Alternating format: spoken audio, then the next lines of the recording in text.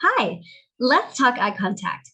Eye contact is a really important communication tool, whether it's between people or between the animals that we're working with.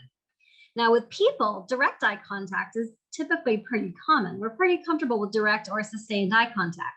But with animals, not so much. Let's discuss how to create lower pressure social interactions with animals using our eye contact and how to set up for success with animals that might be more shy, fearful, and might need some help establishing some trust. Eye contact is a fantastic tool to use for all of these things. So, first, low pressure interactions and direct eye contact. Well, as I said, most animals don't like direct eye contact. It can be intense, overwhelming, or really stressful, even if we're being friendly. If I say, "Hi, how are you?" That's really big and intense, especially if you, as an animal, don't know who I am. So, when we're working with animals, instead of direct eye contact, try to be more indirect. Look at them less directly, maybe look off to the side and kind of glance back and make shorter, less sustained eye contact. And that can be really helpful. When you do make that shorter eye contact, let your eyes soften as you look away, and that's going to make a difference as well. Now, when I talk about softer eyes, what I mean is my eyelids are closing or my blinks are longer and more intentional. And I want to be really clear about how to do that well and how not to get too trapped inside your head. Softer eye contact is something that we all do naturally, whether we think about it or not. And that's part of the problem is we often don't think about it. When you're talking to someone or trying to calm them down, your eyes will naturally soften. Imagine reading someone a story. Your eyes will get soft as you tell that story or read that story. We do these things naturally, but when we're thinking about it, it can get weird. If you're looking at your pet and you're like, "Hi, you're okay," that doesn't look very natural or genuine. And it's not going to come across that way to the animal you're working with either.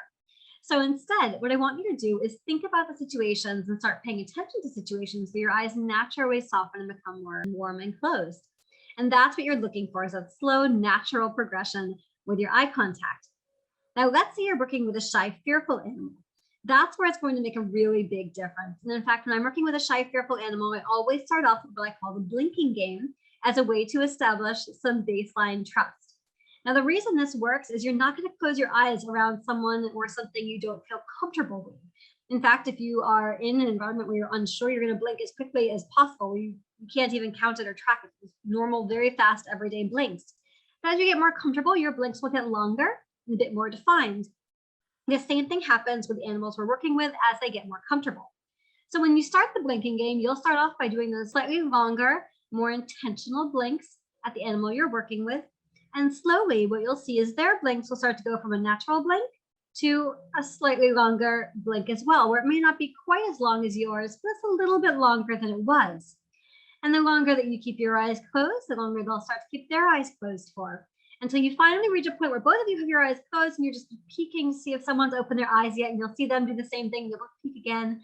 And what that says is, okay, I don't think you're going to eat me. I think I can trust you. I feel safe enough. I can keep my eyes closed around you, even if I'm still checking to see if you're looking yet. It's a really nice way of establishing some trust and building again that initial foundation that we often need when working with a new animal or one who is shy and fearful.